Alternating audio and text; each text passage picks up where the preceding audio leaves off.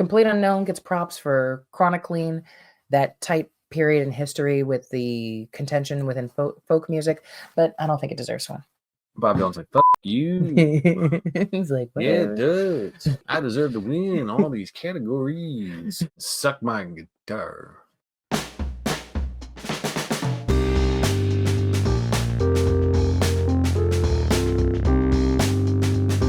I'm former movie trivia schmodown singles champion Marisol McKee, aka Lady Justice. And I'm former movie trivia schmodown singles champion Adam the Coyote Collins. Welcome back to Champs on Film. It's been a while. Too long. But what better way to bring us back to talking about what we love than our favorite movie event of the year, which is the Oscars. Specifically the 97th. Can you believe it? You're particularly excited this year because your boy Conan O'Brien is hosting. Yes. I helped produce his podcast. We're very good friends. We're excited about this year because it's genuinely another strong year. Mhm. I don't think there's any front runners in a lot of these categories. Hard to say. Yeah. So I which makes picking even more exciting. This has been a particularly difficult year. And what I appreciate, it hasn't been as backloaded as some years. I mean, yes, there have been a lot of things we catch up at towards the end, but like there's been stuff coming out throughout the year, and it's been nice to see some of it stay the course, as we'll talk about, and kind of stay relevant, stay in the conversation. Yes, our Oscar show would not be complete without a featured cocktail. Mm-hmm. And what better one to feature than one of my favorite movies of the year? So what is in this substance? That is for me to know and you to find out. Trust the process. Oh, man, delicious. Tastes like self-loathing and regret. And some spinal fluid. Mm-hmm. Distance was more of a factor than usual this year for us. So unfortunately, we did miss out on a couple really big players in the Oscar nominations this year. Best Picture nominee and International Film nominee. I'm Still Here. But it is our little asterisk when considering Best Picture, Best Actress, and Best International Feature. And would just like to note that we will not be weighing in on any of the categories where we have not seen the majority or any of the nominees. So we will not be giving our picks for all three of the shorts categories as well as documentary feature. Let's dive into this, shall we? Take us away, my lady. Best Original Score. I'll tell you right now, this entire category is moot because Challengers wasn't even nominated. What are we doing here? Seriously, the score from Challengers was a character all on its own in that movie. Not going to let it go. I know. For me, this is like a two-way race between The Brutalist and Conclave. They're my two favorite scores out of this category. All due respect to the others. Wicked, I think, is included because of its popularity. No pun intended. I think the music of Amelia Perez is one of the biggest contributors to the emotion of that film. I love Volker Bertelmann's score from All Quiet on the Western Front, for which he won. Yeah. I do think that makes him very visible in this category, but I also think it might increase the odds that Daniel Blumberg pulls this off. I think his score is more diversified, although Conclave really ratchets up the tension throughout. And I love the uniformity of that score as well. I'm going to double down on The Brutalist. I think it should win. I think it would win. Well, I bet all of these Best Original Song nominees are glad Billie Eilish didn't write something this year. Whew, finally. Jeez. We'll have a shot. We're featuring a couple from Amelia Perez, which I think the music from Amelia Perez was pretty strong overall at capturing the raw emotions of the characters in the film. But I think this is the year for Diane Warren, not just because this is now her 16th nomination without a win, but her collaboration with her for the movie 6888, the song The Journey, brings me to tears. I think it is absolutely the most moving song out of the 5 this year. And I think the Amelia Perez entries kind of cancel each other out. But that song from Sing Sing, Like a Bird, really, really nice. I'm not saying it's going to win, because I think, lyrically, it's not as in-depth as The Journey is. And I'm looking forward to seeing it performed at the Oscars. I think they cut song performances this year. Oh, poo.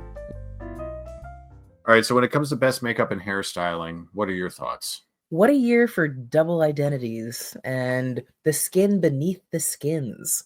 My pick is for the substance, just because I think makeup was used to wicked comedy effect in that film.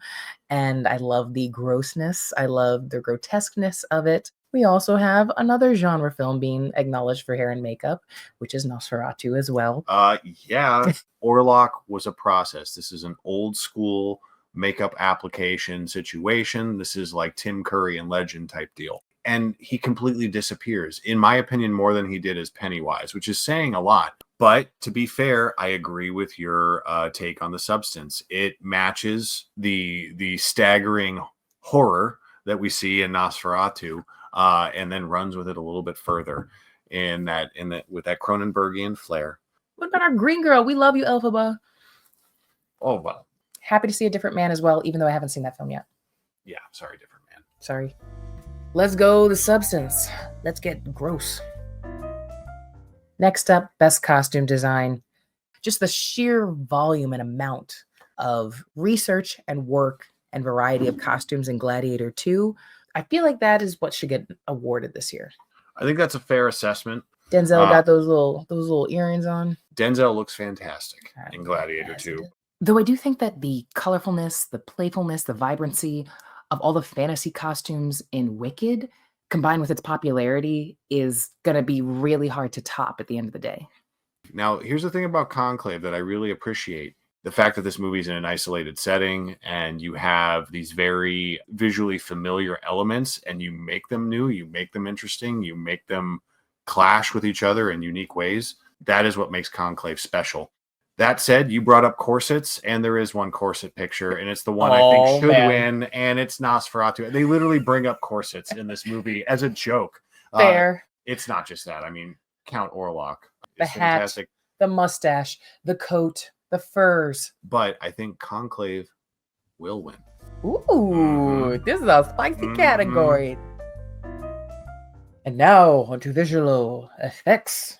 Doesn't it feel nice to finally not have like a superhero movie in here? No, this is pretty primate heavy this year. Actually. Yeah, a lot of apes. Better Man and Kingdom of the Planet of the Apes. Yeah, pretty cool actually. They should fight. But I do know there's an ape fight in Better Man that probably rivals some of the fights going on in Kingdom of the Planet of the Apes. But I digress. Again, respectfully to Wicked, it's not that I think it looks bad. I just wouldn't put it up against these other four in the same way. I think it's more of a fantasy picture. I think it's more of a painting. It's going to be hard for Dune Part 2 to lose. It will be. Yeah, they're going to... It's pretty staggering, that film, in a lot of the technical categories. Although, not having even seen Better Man, for it to commit to this angle of turning Robbie Williams into a chimp and to get a nomination out of it, that really piques my interest. Indeed. So, obviously, it's more than a gimmick. Quick shout out to Alien Romulus. Nightmares for Weeks. Glad to see that one acknowledged as well. We love to see a good blend of practical and digital effects.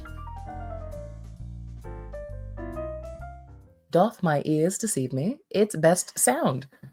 And I think this is open and shut. I mean, Dune. I hate to just give it to the big, loudest, most special effects laden movie of the year, but Dune Part 2. My movie I actually would like to see win for this is A Complete Unknown. Me too. Because I think the strength of that movie are the musical performances for sure. Especially considering all of these recordings were recordings of the actors themselves. This wasn't just a track from yesteryear just played over in the film. Animated feature film. These are those Looney Tune pictures. Yes. I think this should go to Flow. Absolutely. Caught up with Latvia's Little Wonder, Flow, the little movie that could. And my God. Basketball capital of Europe. Serbia would like a word. Let's reward and never sleep on how difficult it is to make an entire film without dialogue, which is exactly what Flow is. It's like Animal Farm, but if they were all friends and they all wanted to help each other, and they were on a boat and they didn't talk. So I guess it's not like Animal Farm, except they're animals. Yeah. There is a theme this year with the animated movies, and it's death and life affirmation. Memoir of a Snail. Adam Elliott is back with another stop motion animated film. This is as if Todd Solondz started getting into animation. Oh, yikes. Not as scary as you'd think. Is it NC-17? Yeah, it is. It is? Yes. Okay. I think both of these will unfortunately both get overshadowed by the broad appeal of The Wild Robot, and that's not to undersell that film. Cut it short. I know this film was a hit with a lot of people. It's been a hit with a very wide audience, and many are calling it DreamWorks' best film. I think it's refreshing more than anything that we're just not getting Kung Fu Panda 5. Oh, you're getting that, just not this year. Best International Feature. Full disclosure, I've only seen 3 out of the 5. I've seen 2.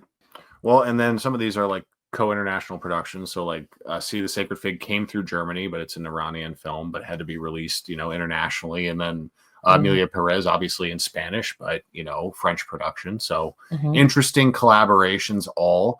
This might be a first to have 2 international features also nominated for Best Picture. I'm Still Here. The fact that it's nominated for Best Actress, Best Picture, as is Amelia Perez, but I'm Still Here definitely has the critical momentum right now. Right. Of the things I've seen, Amelia Perez was definitely an interesting movie. Amelia Perez spent most of last year making waves as this big French-styled crime opera, and it's got plenty of style to spare, but I think especially in that third act, I think it's going to lose a lot of points in the substance department. I also don't want to sleep on The Seed of the Sacred Fig. I think it's important to note a movie that its creation in and of itself is a rebellion. And that might be something that won't be lost in the Academy. Strictly based off of what I've seen, I do think Girl with the Needle would be a very impactful win. That movie has left a mark on me since I've seen it. I think the black and white cinematography is just it's striking. But I do think that I'm Still Here. The weight and significance to its respective country of origin is going to push that one over as Best International Feature. Some odd choices with editing this year, not going to lie. I think we had a couple placeholder nominees. We'll never forget Bohemian Rhapsody. We're just going to put Wicked in every category. That and Amelia Perez in every category for no reason. I think we got 3 nominees in this category who all have a shot for different reasons. Yes. I wouldn't be surprised to see Anora win. I think it's a great movie. I do think the editing's strong for a lot of reasons, and the pacing's kind of weird, but the movie still works. Part of its charm. Right. Conclave, tight as a drum. I think that would be an easy one to vote for, and I would not be surprised. Right. But I do think, given the Brutalists' runtime and the fact that it's a modern film that actually embraces a real intermission, pacing a 3.5-hour film so well that you never feel the fatigue is worthy of an award. It's a dead heat for me, but I think Conclave's going to pull it. Production design. This is a toughie this year. My pick is Nosferatu, just because of the intense gothic energy of that entire production. It is just oozing with it. It is a living nightmare. It's a film that's been remade once already. And so the imagery is incredibly familiar, not just to genre enthusiasts, but just unconsciously, I think, to film goers. To take those images and make them so new and fresh, amazing. I think this is going to be an interesting race between The Brutalist and Dune Part 2. I mean, you can't deny a production on the scale of Dune. But don't sleep on Wicked. I mean, it has probably like the most sets out of any movie from last year. And they're also colorful and really big. I think that's going to stick in a lot of people's minds, especially Academy voters. I do want to give an edge to The Brutalist in terms of the uniqueness. Architecture is the name of the game in The Brutalist. And not only that, but architecture from a bygone era. Really, really appreciate a film that feels so big scale and such a big production on such a minimal budget. Dune was represented once already. I think it's Brutalist here. Wouldn't be mad at Nosferatu, though. Ah, yes. Cinematography. The art of the shot. Not to be too repetitive here, but I think Brutalist and Nosferatu are going to be duking it out. Jarin Blaschke has done the cinematography for all of Robert Eggers' films, was nominated for The Lighthouse as well, deservedly so. So I would love to see him win for this. It would make me so happy. But I also think it deserves all the nominations it got. Genuinely. Brutalist looks great, though. It looks great. I am really excited to see Maria acknowledged here. Ed Lockman did a wonderful job with really capturing the stark beauty and also the isolation and emphasizing the sadness of her story through the camera and capturing that. Nosferatu is our genre sweetheart here, but I do also think this will go to the Brutalist. Yeah. Ah, oui, oui. On to screenplay. I could see at least 4 out of 5 of these pulling off This is a a tight win. year. We'd seen some momentum shifts in this category. Jesse Eisenberg just recently won at Independent Spirit Awards for Real Pain. I feel like a lot of people thought The Brutalist was just a real life story. And I certainly did. That gave me a deeper appreciation for the screenplay here, which I feel that Brady Corbet really took the time to pull from history and create fiction that was bigger than life itself. But I do think that Honora will come home with it because I do really want to commend Sean Baker for always trying to bring light to the disenfranchised in this country in a very unique underbelly of capitalism American way. It is him at his most playful with his screenplays, trying to play with the structure, trying to play with the comedy more than he ever has before. I love that A Real Pain's nominated. Good on Jesse Eisenberg. I want him to keep writing and directing. I want The Substance to win. I want to win too. And I think The Substance has a small outside shot. Jordan Peele opened up a lot of doors with Get Out winning years ago. The Substance earns its spot in history for similar reasons, covering different themes. An excellent feat in screenplay writing. Adapted screenplay, I do feel, unfortunately, not unfortunately, I'm not mad because I love Conclave. It's one of my absolute favorite movies of the year. But I do think that this one is going to be a runaway victory for Conclave, which only breaks my heart because I do think Nickel Boys really deserves some love. This first-time screenplay from Ramel Ross and Jocelyn Barnes is special. From taking this perspective of these two boys in this novel, that's difficult to translate to film with a lot of nonverbal cues in film. On top of it, with the cinematography here from the first person perspective that the film really employs. But damn, it's hard to deny Conclave. I haven't read the source material, but from what I understand, this film is a bit of an improvement, and I'm going to take people at their word. What I will say though about both Nickel Boys and Sing Sing, the reality of these categories is sometimes if you have even just a little bit of crossover in subject matter, and there is a little bit there with those movies, that might hurt their chances of winning. But I do really want to point both, or it doesn't take any importance away from these real life stories, and particularly in the case of Sing Sing, that these men turn their real lives into art, and that's never lost on me. As is often the case in the supporting categories, we have some characters who have more screen time than others, but they're all great performances, in my opinion, this year. I think the most consistent thing about Amelia Perez's showing at the award shows this year has been Zoe Saldana picking up a few more awards. And I think she deserves it. She's the through line of this movie in so many ways. Yeah. Really great performance, anchors the musical numbers. Isabella's fantastic. Isabella Rossellini. She does so much with so little dialogue. But I have to give a shout out to Monica Barbero as Joan Baez in A Complete Unknown. She really blew me away. And yes, it's mostly a musical performance, but it's a damn good one. I have quite a soft spot for Joan Baez, and I was more than delighted seeing her come to life. The tone, the cadence, and just the sheer talent of trying to sing like Joan Baez. I was quite impressed with her. I also think that it's really cool to note that 3 out of the 5 nominees are from musicals. They're musical-based performances. But I do think Felicity Jones still has a chance. She gives a great supporting performance. She literally comes in the second half of the film post-intermission and makes an impact. Zoe Saldana is one of those supporting actress performances who also is kind of a main character. That's a tough combo to beat.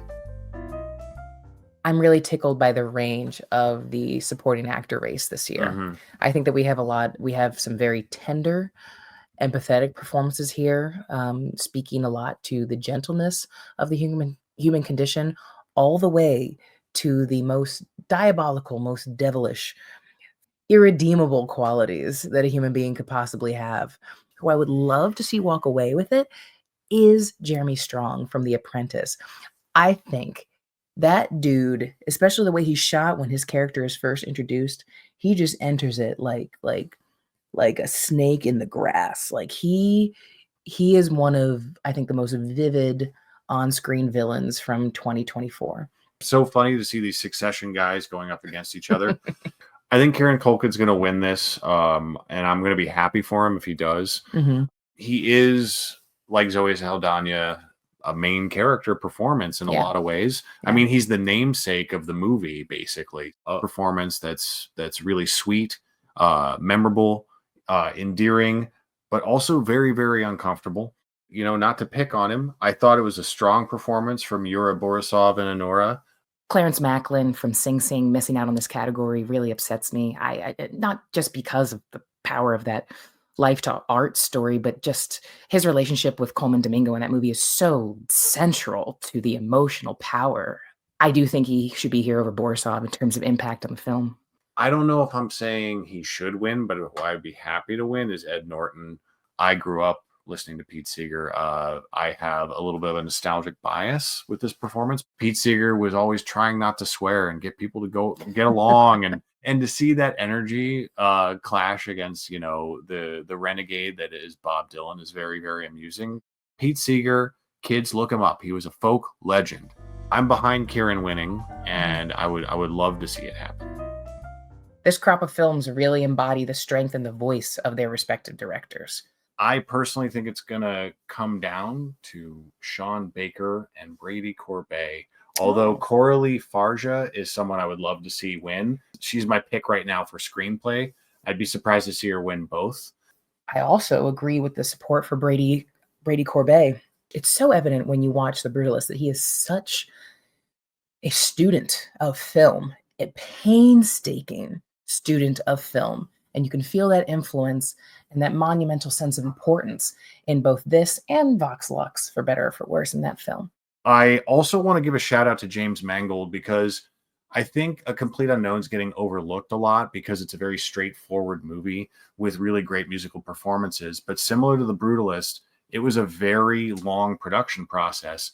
Coralie is my best director. I want this woman to win so badly for best director. I think that The Substance is an intensely, inherently feminine film. It's not just a cautionary tale about a culture obsessed with beauty image. It's the way a culture obsessed with beauty image results in a festering self-loathing for each individual woman trapped in that society. You feel that angle and that voice because of the woman behind the camera with it. I do think Sean Baker has a really good chance here because he has a strong filmography himself. I think Honora is honestly more of an ensemble movie compared to The Substance. What I like about some of the supporting characters in that story is the way they fade away or become more prominent as the film goes along. I know that reception for Emilia Perez is more split than the other directors' works in this category. And say what you will about Jacques Audiard, but Emilia Perez is definitely his rock opera vision brought to life. His approach to that film reminded me in a lot of ways of, we've talked about it before, one of my favorite movies from 2021, which was Annette. Mm-hmm. I think it's really close. Farja all the way. That's my girl. I'm pulling for you. But I do think that Baker is going to take it, not Matt. It's okay that Bill Skarsgård didn't get nominated for Best Actor. I'm quite impressed with the nominees that we do have here. Right off the bat, I want to give a shout out to Mr. Timothy Chalamet. Timmy C. Yeah, our, again, close personal friend of the show. So there's always that energy in the cosmos, maybe for Timothy, but we'll see. We'll see. I'd have to say one of the more surprising performances that really snuck up on me, and I can appreciate the nomination, is Sebastian Stan for The Apprentice. Yep. A film that was an uphill battle for me to even hit play on, admittedly. For many of us. That said, Sebastian Stan really found a right balance. It was not some imitation or parody, which we've seen countless times to great effect, mind you. Sebastian Stan accomplished the near impossible, it feels like, with The Apprentice. Now, when it comes to who should win and who will win, that is the question. There's only one man for the job for me, and that is Sir Adrian Brody. Oh, always for you. Ride or die. Ride or die. Ride or die. I love Coleman Domingo and Sing Sing. Yes. Incredibly moving performance, incredibly moving movie. Back-to-back nominations. Let's acknowledge that. Also, such a good performance and movie for people who love the theater, not just filmmaking. Yes. What's unique about his performance is the way it brings the whole cast up, and everyone is doing something unique in that film. But I think Coleman really is leading the brigade there, and I think a lot of people fed off of that performance. I personally am pulling for Ralph Fiennes. Oh, Because this man has been around forever and he's been crushing it forever. And we know how good Adrian Brody is in The Brutalist, but he did win for another ist, The Pianist. And the man's well, a lot of ists. What do you want from him? I know. I'm not mad at him being all the ists. Talented dude. So, because Ralph Fiennes has never won an Oscar, as has been verified by my lovely fiance, I will say this. I want him to win an Oscar, and I want him to win for Conclave because it's a great ensemble movie that he still shines in. Right, actress. Yeah. This will be simpler, I think. Fernanda, forgive us. Je suis désolé. That's not Portuguese. Lo siento. That's not Portuguese either. Yeah. You're still here in our hearts. I hear Fernanda's fantastic, though. I think there's a chance she could win. She's picked up some awards. I want Demi Moore to win. I feel similarly about Ralph Fiennes for this. This role, it covers so much ground, both on and off the screen. Right. And it's the story behind the role as well. But she brings a lot of humor to the movie that's incredible and physicality that you don't expect. Also want to note that Carlos Sofia Gascon has made history as being the first trans woman to ever be nominated for Best Actress. I do like her performance a lot. I think it's got a lot of reserved soul to it, but I don't think it's strong enough to take home the award. In a movie that I find both sympathetic and taking to task the nature of that character. I think Carlos Sofia Gascon gives a solid performance. I think Cynthia Erivo in Wicked gives a wonderful vocal performance and has some really nice quiet scenes as well. But I don't think either of them have a chance to win. What do you think Mikey's chances are for Honora? I think they're higher than people are giving her credit for. She's the tragic Cinderella at the center of all of it. She plays so much of Honora like an animal backed into a corner in a situation beyond her control. She finds that perfect pitch of the humor in the situation. Could be a surprise. I wouldn't be shocked. I think this is the first of many nominations for Mikey Madison, whether she wins or not. We're right on the edge that horror, genre filmmaking, and the layers, the intensity, and the soul bearing that comes from really dramatic horror, like the way that Demi delivers in The Substance, is on the verge of being rewarded. And that's an exciting thing. And here we are, the Best Picture, the big tamale. Let's just get down to brass tacks here, shall we? My biggest thing when it comes down to Best Picture is I think what is the best statement of the times? What captures that in the broadest sense? What says the most? And that's why she's picking Dune Part 2. And in that regard, I think that Conclave should win. I really think it should. I think it's the movie that we need to hear right now. It's one of the strongest in all of its individual categories, creative categories. And I find its messaging of never putting your bias or your beliefs before moving all of us forward, before your faith in humanity and decency and the ability to change is just paramount.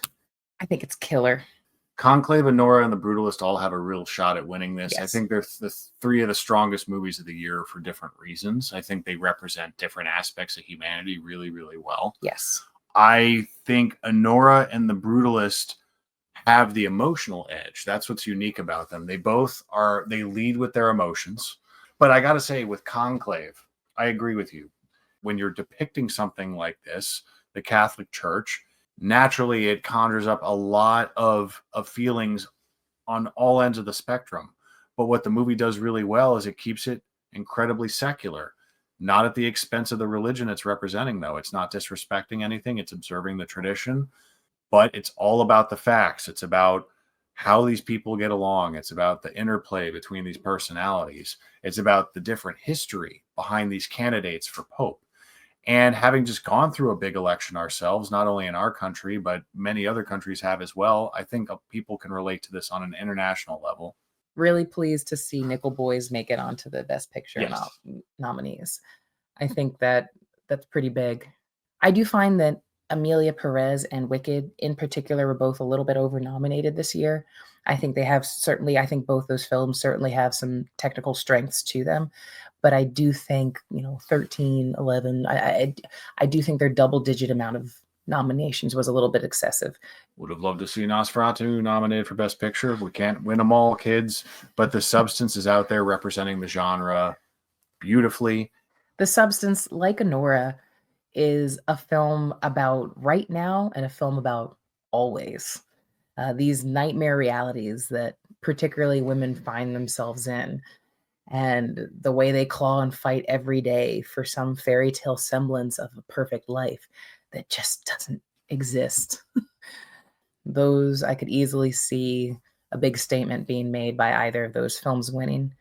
I feel like because of the precedent where so many years Best Director is often not the Best Picture winner, those two don't line up. I'm curious to see where that will land, with Anora possibly being the front runner here for Best Picture and Sean Baker also being a front runner for Best Director. Like, will this be a year where those two align perfectly? Given the strength of these Best Picture and Director nominees, I'd be surprised. I Yeah. feel like they're going to split. They're going to share the wealth a little bit. I think it's going to be hard to resist.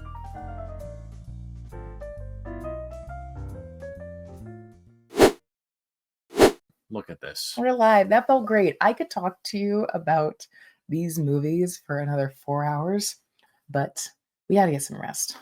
Really strong crop of nominees all around. Mhm. I cannot wait to see Conan O'Brien dressed up as Count Orlok. And I know if they really wanted to spoil me rotten, Katie O'Brien would just come out there in her powerlifting bikini and just kick Dennis Quaid or Jeremy Strong's ass across the table. God, Dennis Quaid, by the way, him in The Substance, amazing. I would not have been mad if he'd been nominated for Best Supporting Actor, because God, he's so gross. The way he eats shrimps.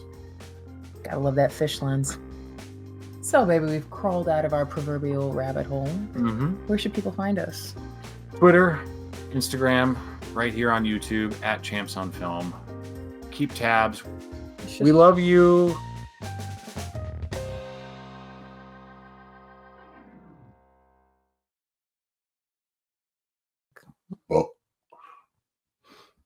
Ew. Yes, ill. Let's just do actors. Why do you burp? Shh.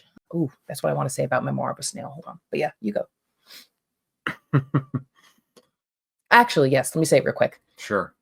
You'd be a rough, opening MC, baby.